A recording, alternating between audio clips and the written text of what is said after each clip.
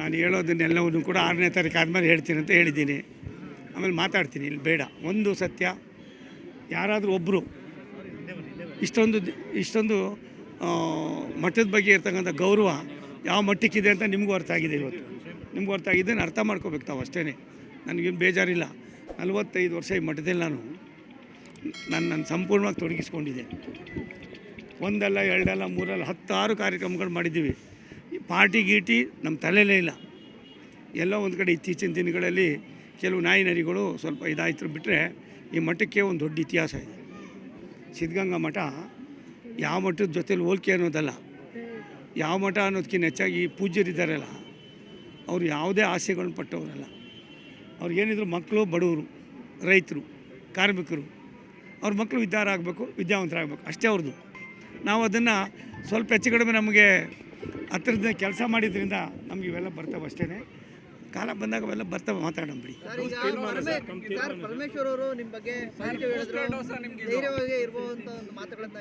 ಅಪ್ಪ ಒಂದು ನಿಮಿಷ, ನಾನು ಯಾವತ್ತೂ ಅಧೈರ್ಯವಂತ ಆಗಿಲ್ಲ. ಬಟ್ ಒಂದು ಸತ್ಯ, ಸ್ನೇಹ ನಮ್ಮದು ಅವ್ರದ್ದು. ನಮ್ಮದು ಇವತ್ತಿನ ಸ್ನೇಹ ಅಲ್ಲ, ಅದು ಒಂದು 50 ವರ್ಷದ ಸ್ನೇಹ. ಅವರೇ ಹೇಳಿದ್ರು. ಹಾಗಾಗಿ ರಾಜಕಾರಣನೇ ಬೇರೆ, ಆತ್ಮೀಯತೆಯೇ ಬೇರೆ. ಏನಾದರೂ ಅವಶ್ಯಕತೆ ಈ ಮಠದಲ್ಲಿ ಯಾರಾದರೂ ಆ ಥರ ತಿಳ್ಕೊಂಡ್ರೆ ಅವನಂತ ಹುಚ್ಚ ಇನ್ನೊಬ್ಬ ಇರೋದಿಲ್ಲ. ಇದು ಮಠ, ಫಲ ಪ್ರತಿಫಲನೆ ಕೊಡೋನು ಭಗವಂತನ ಹತ್ರ ಬಂದಿದ್ದೀವಿ, ಅವನ ಸಾನ್ನಿಧ್ಯ ಮಾಡಿದ್ದೀವಿ. ಕೊಡೋದು ಬಿಡೋದು ಅವ್ನು ಸೇರಿದ್ದು, ನಮ್ಮದೇನಿದೆ. ಆ ಪುಣ್ಯಾತ್ಮ ಏನು ಕೊಡ್ತಾನೋ ಅದು ಸ್ವೀಕಾರ ಮಾಡ್ತೀನಿ. ಇದಾದಮೇಲೆ ಹೈಕಮಾಂಡ್ ಭೇಟಿ ಕೊಡ್ತೀವಿ ಅಂತ ಹೇಳಿದ್ರಿ 7-8ನೇ ತಾರೀಕು. ನೋಡೋಣ, ಅವ್ರೇನು ನಮಗೆ 30 ಕೇಳಿದ್ರು, 30ಕ್ಕೆ ನಾನು ಹೋಗಲಿಲ್ಲ. ಆಗಿದೆ. ಆದ್ಮೇಲೆ ಏನು 7-8-9ನೇ ತಾರೀಕು ನೋಡೋಣ. ಇದು ನಾಳೆ ನಡೆದೇನೋ ಹೋಗುವಂಥ ಪ್ರಯತ್ನ ಏನಾದರೂ ಇದೆ ಅಪ್ಪ? ಒಂದು ಹೋಯ್ತೀನಿ ಅಂದಾಗ ನಿಮ್ಮ ಗಮನಕ್ಕೆ ತರದಿರ ಹೋಗಲ್ಲ. ಒಂದು ನಿಮಿಷ ತಾಳಪ್ಪ. ಯತ್ನಾಳೊಬ್ಬ ಸುಸಂಸ್ಕೃತ ರಾಜಕಾರಣಿ. ನೇರವಾಗಿ ಹೇಳ್ತಕ್ಕಂಥವ್ರು ಎಷ್ಟು ಜನ ಇದ್ದಾರೆ, ಹಿಂದಗಡೆ ಸಾವಿರಾರು ಜನ ಹೇಳ್ತಾರೆ. ಆದರೆ ಅವ್ರ ನೋವನ್ನು ಡೈರೆಕ್ಟಾಗಿ ತೋಡ್ಕೊಂಡಿದ್ದಾರೆ. ನಾನು ಹಿಂದೆ ಹೇಳಿದ್ದೀನಿ, ಅರವಿಂದ್ ಲಿಂಬಾವಳಿದು ಹೇಳಿದ್ದೀನಿ. ಯತ್ನಾಳವರು ಇತ್ತೀಚೆಗೆ ನನಗೆ ಭೇಟಿ ಆಗಿಲ್ಲ. ಕಾಲ ಬಂದಾಗ ಎಲ್ಲವೂ ಸರಿ ಹೋಗ್ತದೆ, ನೋಡೋಣ. ಹಾಗಂದ್ಬಿಟ್ಟು ಎಲ್ಲೋ ಒಂದು ಕಡೆ ಸತ್ಯನೂ ಮರೆಮಾಚಕ್ಕಾಗೋದಿಲ್ಲ. ಈ ಪುಣ್ಯ ಕ್ಷೇತ್ರದಲ್ಲಿ ಇದ್ಕೊಂಡು ನೋಡೋಣ, ಅದೆಲ್ಲ ನಿಧಾನಕ್ಕೆ ಮಾತಾಡಿ. ಇವತ್ತು ನಮ್ಮ ಕಾರ್ಯಕ್ರಮ ಇಷ್ಟೇ. ಗುರುಗಳ ಹತ್ರ ಬಂದಿದ್ದೀವಿ, ನಮ್ಮ ನೋವೆಲ್ಲ ತೋಡ್ಕೊಂಡಿದ್ದೀವಿ.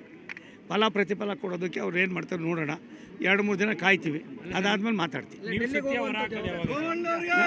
ಒಂದು ನಿಮಿಷ ನಾನು ಇಷ್ಟು ಮಾತ್ರ ಹೇಳ್ತೀನಿ. ನನ್ನ ಕಾರ್ಯಕ್ರಮವನ್ನು, ನನ್ನ ನಡವಳಿಕೆಯನ್ನು ಇನ್ನೊಬ್ಬರ ಜೊತೆಗೆ ಹೋಲಿಕೆ ಮಾಡಬೇಡ್ರಿ. ನಾನು ಆ ಥರ ಜೀವನ ಮಾಡಿದ್ದಿಲ್ಲ. ಬೆಂಗಳೂರಿನಲ್ಲಿ 14-15 ವರ್ಷ ಮಂತ್ರಿ ಆಗಿದ್ದೆ ಅನ್ನೋದಕ್ಕಿಂತ ಹೆಚ್ಚಾಗಿ ತಲೆಗೆ ಏನೂ ಇಲ್ಲದೆ, ಧ್ವನಿ ಇಲ್ಲದ ಅನೇಕ ಸಮಸ್ಯೆ ಇದನ್ನು ಅವ್ರ ಅರ್ಹತೆಯನ್ನು ಗುರುತಿಸಿ ನಾನು ಸಮಾಜಕ್ಕೆ ಕೆಲಸ ಮಾಡೋಕ್ಕೆ ಬಿಟ್ಟಿದ್ದೀನಿ. ನಾನು ಒಂದಕ್ಕೆ ಅಂಟ್ಕೊಂಡವನಲ್ಲ.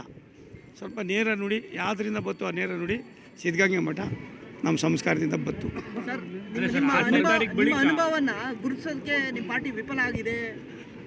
ಅದೆಲ್ಲವನ್ನು ಸವಿಸ್ತಾರವಾಗಿ ಮಠ ಬೇಡ, ಹೇಳೋ ಕಾಲ ಬಂದರೆ ಹೇಳ್ತೀನಿ. ಇಲ್ಲ ಯಾವ ರೀತಿ ನಡ್ಕೋಬೇಕು ಅಂತಾರೆ, ಏನು ಮಾಡ್ತಾರೋ ಗೊತ್ತಿಲ್ಲ ನನಗೆ. ಅದ್ರ ಒಂದು ಸತ್ಯ, ಅರ್ಹತೆ ಈ ರೀತಿಯಾದ ಮಾನದಂಡ ಆಗಬಾರ್ದು.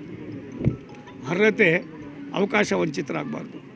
ಅರ್ಹತೆ ಅನ್ನೋದು ಯಾರ ಮನೆ ಸ್ವತ್ತಲ್ಲ, ಹೇಗೆ ಬೇಕಾದ್ರೂ ನಡ್ಕೋಬೋದು. ಅರ್ಹತೆ ಇಲ್ಲದೆ ಹೋದವರು ಅನ್ನೋದಕ್ಕೂ ಕೂಡ ಅವರವರು ಯೋಚನೆ ಮಾಡಬೇಕು. ಇದೇನಾಗಿದೆ ಅಂತಾಗಿದೆ ನೋಡೋಣ. ಯಾವ ರೀತಿ ಹೈಕಮಾಂಡು ನಮಗೆ ಅವರು ಆಗಿರ್ತಕ್ಕಂಥ ಅದನ್ನು ಸರಿಪಡಿಸೋದಕ್ಕೆ ಅವ್ರು ಚಿಂತನೆ ಮಾಡ್ತಾರೋ ಗೊತ್ತಿಲ್ಲ.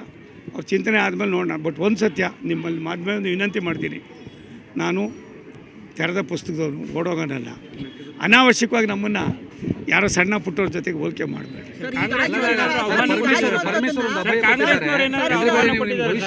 ಒಂದು ನಿಮಿಷ ತಾಳಪ್ಪ, ನನಗೆ ಗೊತ್ತದು. ಪಾಪ ಅವ್ರು ಹೇಳಿದ್ದಾರೆ, ಅವ್ರು ದೊಡ್ಡತನ. ಅದನ್ನು ನೀವು ಯಾಕೆ ಇದು ನೆಗೆಟಿವ್ ಆಗಿ ತೊಗೋತೀರಿ? ಪಾಸಿಟಿವ್ ಆಗಿ ತೊಗೊಳ್ಳಿ. ಅವರ ಪ್ರೀತಿ, ಆತ್ಮೀಯತೆ, ನಂಬಿಕೆ, ನಾವೆಲ್ಲ 50 ವರ್ಷದವರು. ನಾನು ಹೇಳಿದೆ, ನಾನು ಮಕ್ಕಳು ಶಾಲೆಗೆ ಬಂದು ನಮ್ಮ ಮಕ್ಕಳು ಇನ್ನೂ ಹೋಗ್ತಾ ಇರಲ್ಲ. ಅವತ್ತೇ ನಮ್ಮ ಮನೆಗೆ ಬರೋರು ಗಂಗಾಧರಪ್ಪನವರು.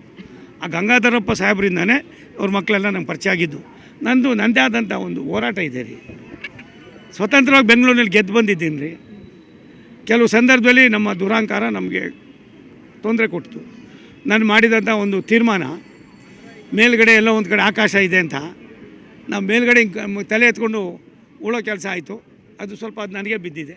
ಅದನ್ನು ಒರೆಸ್ಕೊಂಡು ಏನು ಮಾಡಬೇಕೋ ಮಾಡೋ